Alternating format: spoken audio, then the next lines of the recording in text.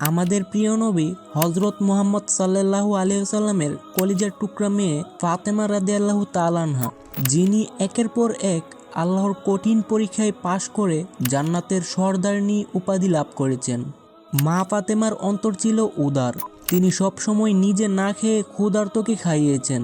ঘরে খাবার না থাকলে শুধু পানি খেয়েও রোজা রেখেছেন। তার এমনই একটি কষ্টের রমজানের কথা আজ বলবো। মাহে রমজানের আনন্দ মদিনার চারদিকে ছড়িয়ে পড়ল। ঘরে ঘরে সবাই সাহরির প্রস্তুতি নিচ্ছে, কিন্তু আমাদের প্রিয় নবী হজরত মুহাম্মদ সাল্লাল্লাহু আলাইহি ওয়াসাল্লামের মেয়ে ফাতেমা রাদিয়াল্লাহু তাআলা আনহার ঘর ছিল নিস্তব্ধ। সারা রাত ইবাদত করার পরে ফাতেমা রাদিয়াল্লাহু তাআলা আনহা সাহরি খাবার জন্য এগিয়ে গেলেন, কিন্তু তিনি জানতেন যে ঘরে শুধু পানি ছাড়া আর কোনো কিছুই নেই। তাই তিনি একটু পানি পান করে আল্লাহর কাছে প্রার্থনা করলেন এবং বললেন, হে আল্লাহ, তোমার সন্তুষ্টির জন্যই আমি এই রোজা রাখছি। তুমি যদি আমাদেরকে অভাব দাও সেটাও তোমার রহমত। এই দোয়া শেষ হতেই মসজিদে নববী থেকে ফজরের আজানের সুর ভেসে আসলো, যেন সমগ্র মদিনাকে ইবাদতের জন্য জাগিয়ে তুলছে। ফজরের নামাজ শেষ হয়ে সকাল হয়েছে। মসজিদে নববী থেকে নামাজ শেষ করে সাহাবীরা বের হচ্ছেন, আর মদিনার চারদিকে লোকজন বের হয়েছে জীবিকা নির্বাহের জন্য। এরপর সাত সকালে আলী রাদিয়াল্লাহু তাআলা আনহু কাজের সন্ধানে বের হলেন। এদিকে বেলাও যত বাড়ছে, ক্ষুধার যন্ত্রণাও তত প্রবল হচ্ছে। ফাতেমা রাদিয়াল্লাহু তাআলা আনহা ঘরের কোণে বসে আল্লাহর ইবাদত করছেন। এমন সময় হযরত হাসান এবং হুসাইন রাদিয়াল্লাহু তাআলা আনহু ধীরে ধীরে মা ফাতেমার কাছে এসে বসলেন এবং কোমল কণ্ঠে বললেন, আম্মা জান, আমাদের খুব ক্ষুধা লেগেছে, আমাদের কিছু খেতে দিন। ক্ষুধার জ্বালা আর সহ্য করতে পারছি না। এই কথা শুনে ফাতেমা রাদিয়াল্লাহু তাআলা আনহার চোখে পানি চলে আসলো। সন্তানদের এই আর্তনা শুনে তার হৃদয়টা যেন হু হু করে উঠল, কারণ তিনি তো জানেই ঘরে আর কোনো খাবার নেই। তবুও তিনি হাসি মুখে বললেন, বাবা, একটু অপেক্ষা করো, ইনশাআল্লাহ তোমার আব্বাজান অবশ্যই কিছু খাবার নিয়ে আসবেন। এটা শুনে শিশু হাসান এবং হুসাইন রাদিয়াল্লাহু তাআলা আনহা আনন্দিত হয়ে যায় এবং সেখান থেকে চলে গেলেন। কিন্তু তিনি নিজেও প্রচণ্ড ক্ষুধা নিয়ে আলী রাদিয়াল্লাহু তাআলা আনহু আসার অপেক্ষায় রইলেন। তখন তিনি আল্লাহর কাছে দোয়া করে বললেন, হে আল্লাহ, তুমি আমাদের রিজিক দাতা, তুমি আমাদের রিজিক দাও। তুমি আমাদের সন্তানদেরকে কষ্ট সহ্য করার শক্তি দাও। তুমি আমাদের ঈমান মজবুত রাখো। ঘরে এক টুকরো খাবার নেই।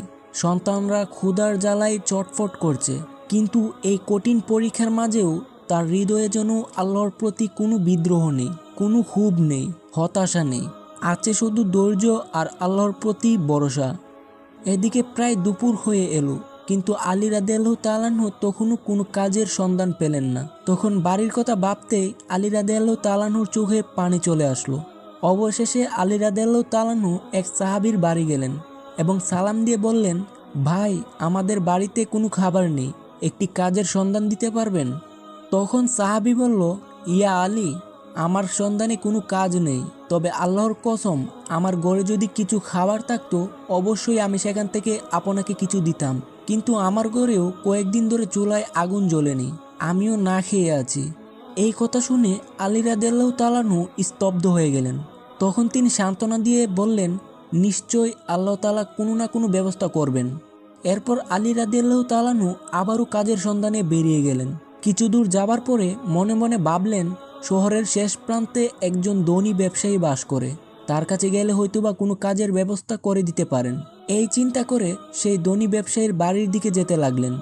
এদিকে হযরত ফাতেমা রাদিয়াল্লাহু তাআলা আনহা দরজায় দাঁড়িয়ে হযরত আলী রাদিয়াল্লাহু তাআলা আনহুর জন্য অপেক্ষা করছেন। ঠিক তখনই হযরত হাসান এবং হুসাইন রাদিয়াল্লাহু তাআলা আনহু ক্ষুধার জ্বালা সহ্য না করতে পেরে উনাদের আম্মাজানের কাছে এসে কোমল কণ্ঠে ফিস ফিস করে বলল, আম্মাজান, আব্বা কখন আসবে? এই কথা শুনে হযরত ফাতেমা রাদিয়াল্লাহু তাআলা আনহার বুক ফেটে কান্না আসতে চাইল। চোখের কোণে অশ্রু চিকচিক করতে লাগলো। তবুও তিনি তাদের সান্ত্বনা দিয়ে বললেন, বাবা, একটু ধৈর্য ধরো, নিশ্চয়ই আল্লাহ আমাদের সাহায্য করবেন। এইদিকে হযরত আলী রাদিয়াল্লাহু তাআলা আনহু সেই ধনী ব্যবসায়ীর বাড়ি গিয়ে সালাম দিয়ে বললেন, ভাই, আপনার কাছে কি কোনো কাজ আছে? আমি কাজ করতে চাই।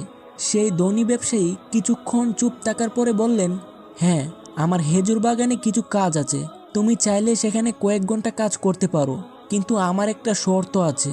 কাজের মূল্য হিসেবে আমি তোমাকে কোনো টাকা পয়সা দিতে পারবো না, আমি তোমাকে কিছু খেজুর দিতে পারবো।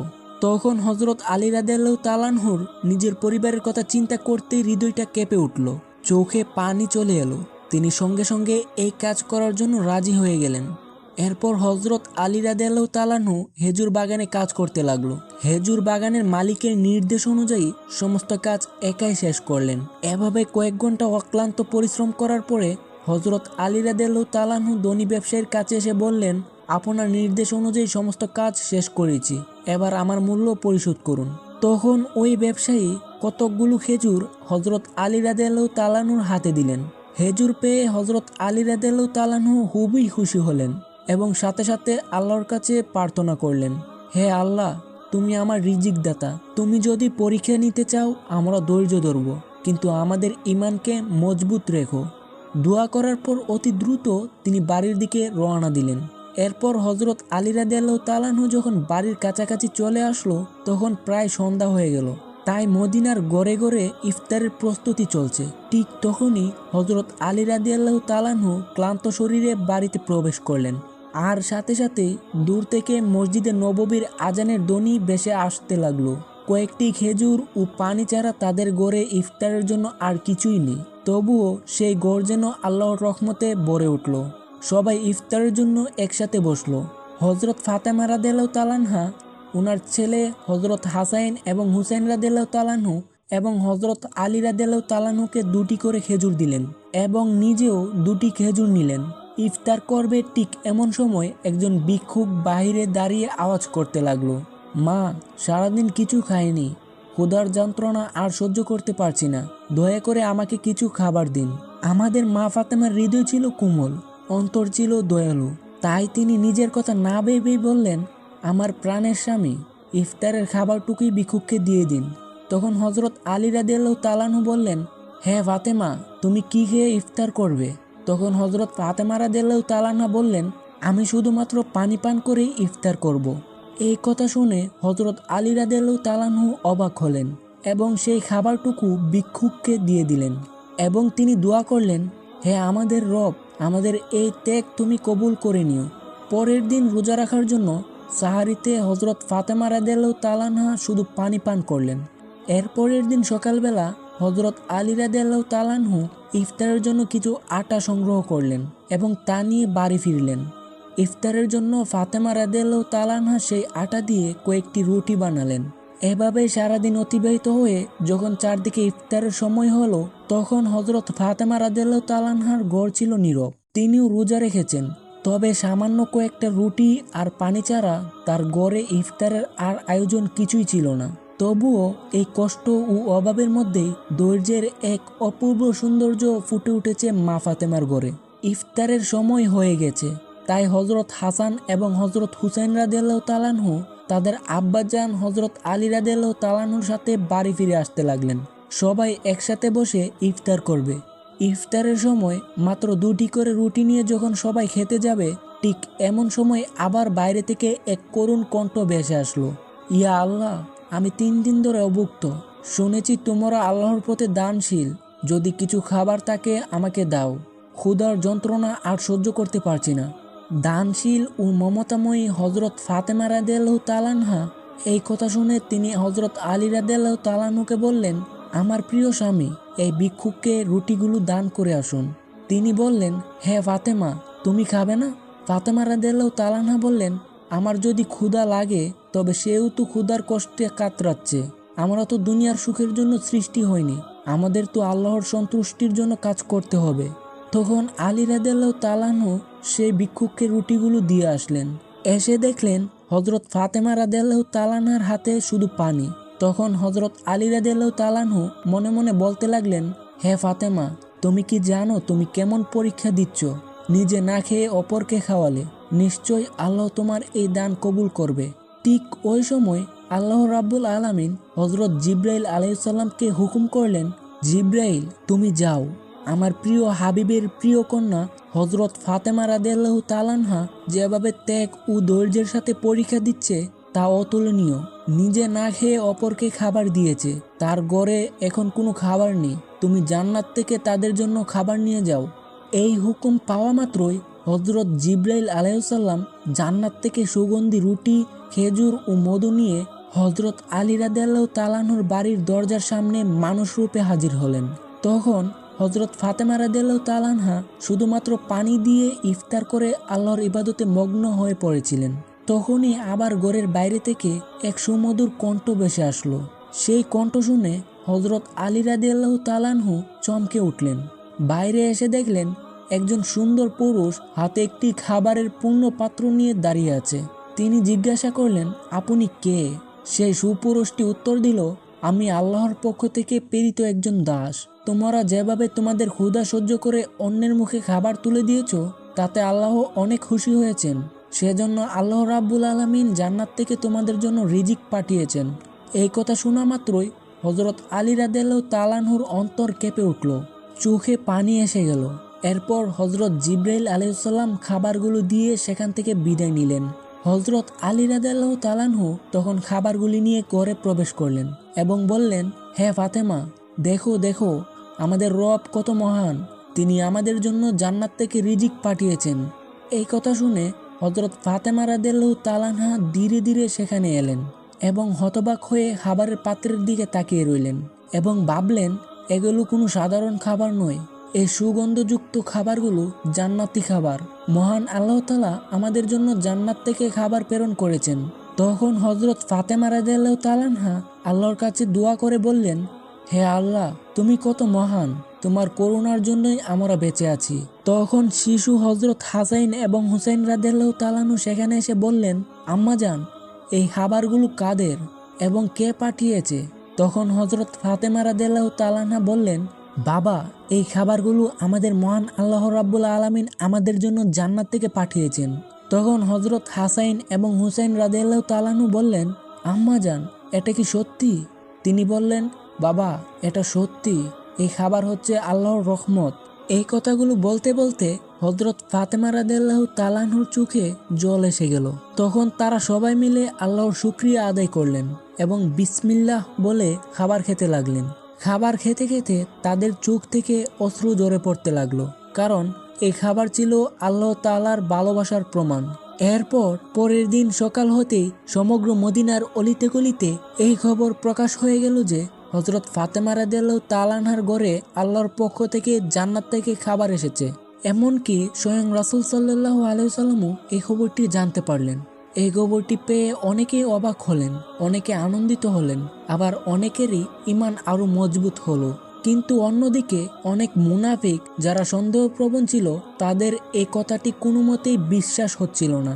তাদের মধ্য থেকে একজন একদল লোকের কাছে গিয়ে বলল, তোমরা কি সত্যি বিশ্বাস করো যে জান্নাত থেকে খাবার আসতে পারে? তখন ওই লোকগুলো বলল, আল্লাহ চাইলে সবকিছুই সম্ভব। তারপর সেই লোক বলল, কিন্তু শুধুমাত্র হযরত ফাতেমা রাদিয়াল্লাহু তাআলা আনহুর জন্য কেন খাবার আসবে? এইসব সন্দেহপ্রবণ কথা ধীরে ধীরে মদিনার অলিতে গলিতে ছড়িয়ে পড়তে পড়তে যখন হযরত মুহাম্মদ সাল্লাল্লাহু আলাইহি ওয়াসাল্লামের কানে পৌঁছালো, তখন তিনি সবার উদ্দেশ্য করে বললেন, হে মদিনাবাসী, তোমরা কি বিশ্বাস করো না যে আল্লাহ তার বান্দাদের জন্য অলৌকিক ব্যবস্থা করতে পারেন?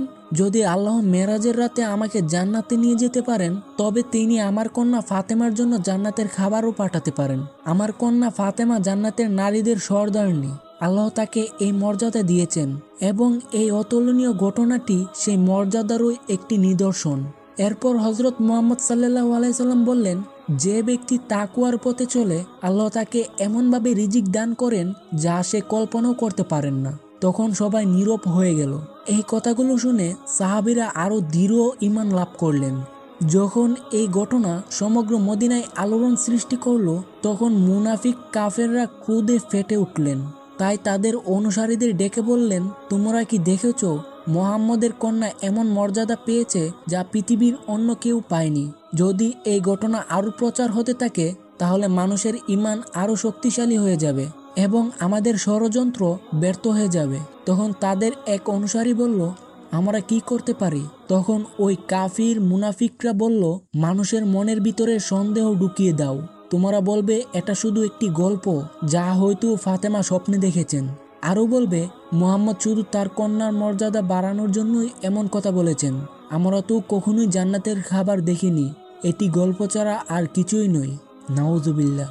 এই কথা মতো পরের দিন থেকে কাফের মুনাফিকদের দল অলিতে গলিতে বাড়িতে বাড়িতে গিয়ে প্রচার করতে লাগলো এটি একটি মিথ্যা গল্প।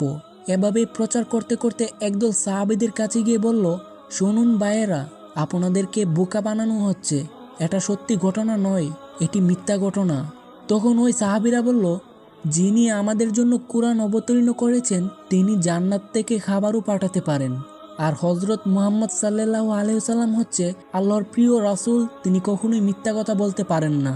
এরপর তাদের ঈমানের কাছে ওই কাফেররা হেরে গেল। এভাবেই দ্বন্দ্ব ধীরে ধীরে ছড়িয়ে পড়তে লাগলো।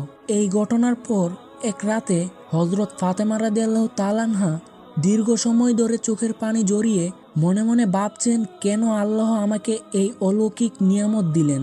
আমার তো দুনিয়ার কিছু চাওয়ার নেই, আমার একমাত্র চাওয়া আল্লাহ যেন আমাদের সবাইকে জান্নাতে একসঙ্গে রাখেন। এরপর তিনি আল্লাহর কাছে দোয়া করে বললেন, হে আল্লাহ, তুমি আমাকে এমন সম্মানিত করেছ যার জন্য আমি যোগ্য নই। তুমি আমাকে জান্নাতের খাবার দিয়ে দেখিয়ে দিয়েছো যে দুনিয়ার অভাব কিছুই নয়। হে আল্লাহ, আমার স্বামী সন্তানদের তুমি হেফাজত করো। এরপর হজরত আবু বকর এবং ওমর রাদিয়াল্লাহু তাআলা আনহু এই অলৌকিক ঘটনা শোনার পর রাসূল সাল্লাল্লাহু আলাইহি ওয়াসাল্লামের কাছে ছুটে এলেন এবং হজরত আবু বকর রাদিয়াল্লাহু তাআলা আনহু বললেন, ইয়া রাসূলুল্লাহ, এই ঘটনা আমাদের জন্য এক বিরাট নিদর্শন, এটি আমাদের ঈমান আরও দৃঢ় করেছে। এবং ওমর রাদিয়াল্লাহু তাআলা আনহু বললেন, আমরা কি এই খাবারের কোনো অংশ দেখতে পারি? রাসূল সাল্লাল্লাহু আলাইহি ওয়াসাল্লাম তখন হাসলেন এবং বললেন, হে ওমর, এটি এমন একটি নিয়ামত যা শুধু আল্লাহ যাকে ইচ্ছা করেন তাকেই দান করেন, কিন্তু এটি শুধু খাবারের ব্যাপার নয়, বরং এটি এক মহান শিক্ষা। নবীজি সাল্লাল্লাহু আলাইহি সাল্লামের এই কথা শুনে তাদের মন প্রশান্তিতে ভরে গেল। অবশেষে হজরত মুহাম্মদ সাল্লাল্লাহু আলাইহি সাল্লাম হজরত ফাতেমা রাদিয়াল্লাহু তাআলা আনহার বাড়িতে এলেন। তিনি জানতেন তার কন্যা ফাতেমা রাদিয়াল্লাহু তাআলা আনহা শুধু তার মেয়ে নয়, বরং তিনি ইসলামের এক মহান আদর্শ। রাসূল সাল্লাল্লাহু আলাইহি সাল্লাম মৃদু হেসে বললেন, হে আমার কলিজার টুকরো ফাতেমা, তুমি জান্নাতের নারীদের নেত্রী, আর এই খাবার তোমার সেই মর্যাদারই প্রমাণ। তখন ফাতেমা রাদিয়াল্লাহু তাআলা আনহা বললেন, আব্বাজান, আমি তো শুধু একজন দুর্বল বান্দা, এই সম্মান একমাত্র আল্লাহর রহমতের একটি নিদর্শন মাত্র। তখন রাসূল সাল্লাল্লাহু আলাইহি সাল্লাম বললেন, হ্যাঁ, কিন্তু আল্লাহ তাআলা একমাত্র তার প্রিয় বান্দাদেরই এই রহমত প্রদান করেন। তুমি ধৈর্য ধরেছ, তুমি তাকওয়ার পথ অবলম্বন করেছ, আর তাই তিনি তোমাকে জান্নাতের খাবার দ্বারা সম্মানিত করেছেন। এই মুহূর্তটি ছিল এক প্রশান্তির মুহূর্ত।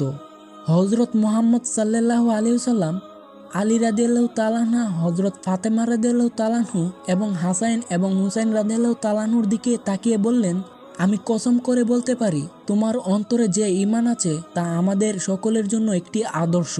তখন হজরত ফাতেমা রাদিয়াল্লাহু তাআলা আনহা চোখের পানি মুছে মৃদু হেসে বললেন, আমরা সবাই একদিন জান্নাতে এই খাবারের স্বাদ উপভোগ করব ইনশাআল্লাহ। তখন হজরত মুহাম্মদ সাল্লাল্লাহু আলাইহি ওয়াসাল্লাম দু হাত তুলে দোয়া করলেন এবং বললেন, হে আল্লাহ, তুমি আমার ফাতেমাকে, আমার আলীকে, আমার হাসান এবং হুসাইনকে এবং আমার উম্মাহকে জান্নাতের সেরা নিয়ামত দান করো, আমিন। না চাইতে আমরা হজরত মুহাম্মদ সাল্লাল্লাহু আলাইহি ওয়াসাল্লামের উম্মত হতে পেরেছি, এটি আল্লাহর বড় নিয়ামত এবং আমরা শুকরিয়া আদায় করি আমরা হজরত মুহাম্মদ সাল্লাল্লাহু আলাইহি ওয়াসাল্লামের উম্মত। আল্লাহ তাআলা আমাদের ঈমানে বরকত দান করুন, আমিন।